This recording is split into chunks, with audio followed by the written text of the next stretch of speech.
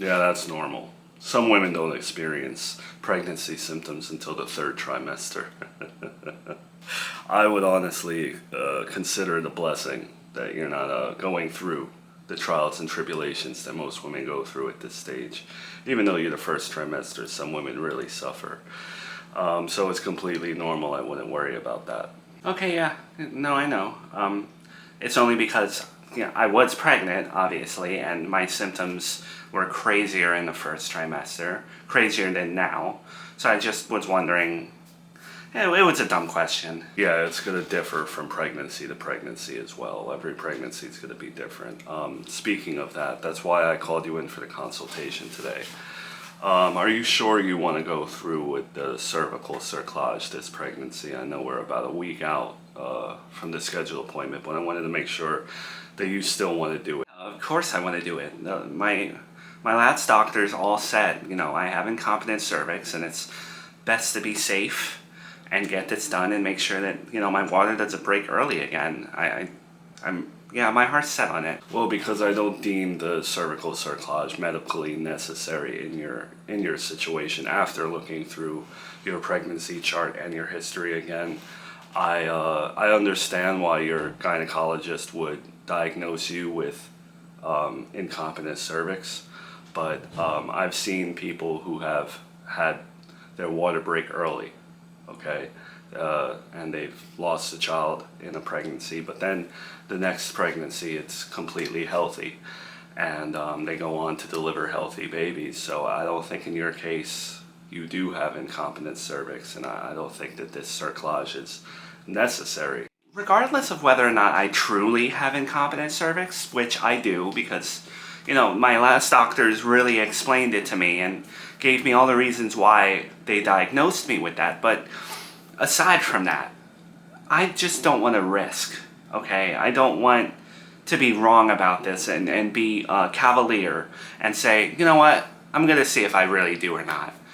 You understand what I mean? I would rather just get this to be safer. Yeah, that's that. There's the risk. I understand why you would want to get the cerclage just to not risk it. But like I said, there are women who, they have their water breaks early in one pregnancy, but then the rest of their pregnancies are absolutely healthy. And just saying that this might be a waste of time for you to get this cerclage. Okay, but I've heard plenty of stories where, some women don't want to get the surgery because of religious reasons. I completely get.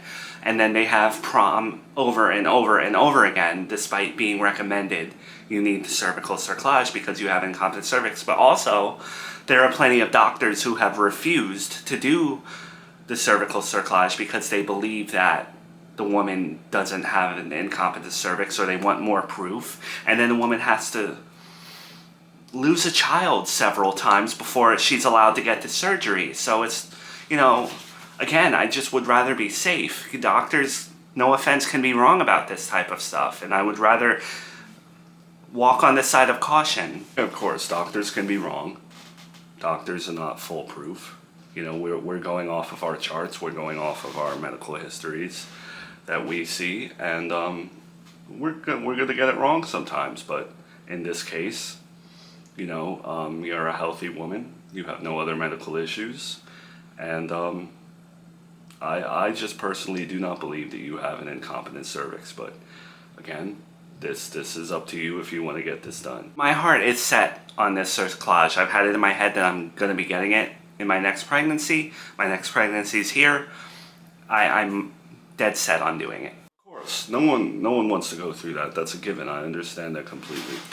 I would also throw out an alternative to the cervical cerclage where you can get progesterone shots in lieu of the surgery to strengthen the water bag. So, it decreases the risk of the water breaking early. Again, it's not foolproof, but I definitely want the procedure way more than just shots. But my last cerclage, they offered me the shots and wrote me a prescription, but it wasn't covered under my husband's plan. It was really expensive, so we opted to just go for the cerclage. This time around, my job covers the progesterone shots and with a low co-payment, so I'm kind of considering it and just want to have it just in case.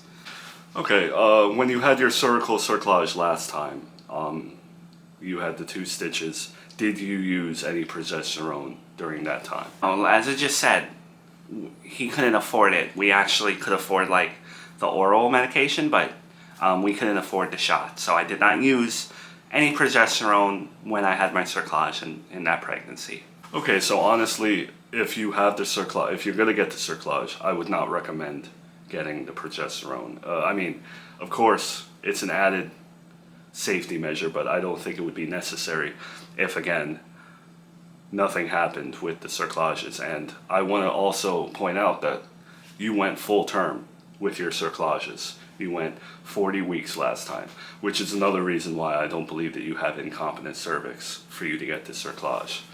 Usually we see a shortening with the cerclage early on. You know, I'm talking 35 weeks, 37 weeks.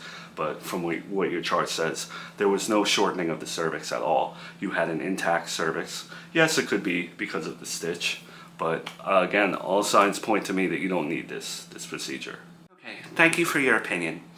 But I'm still doing this. I still want the cerclage and I still want to be safe rather than sorry. So I definitely want to go through with this.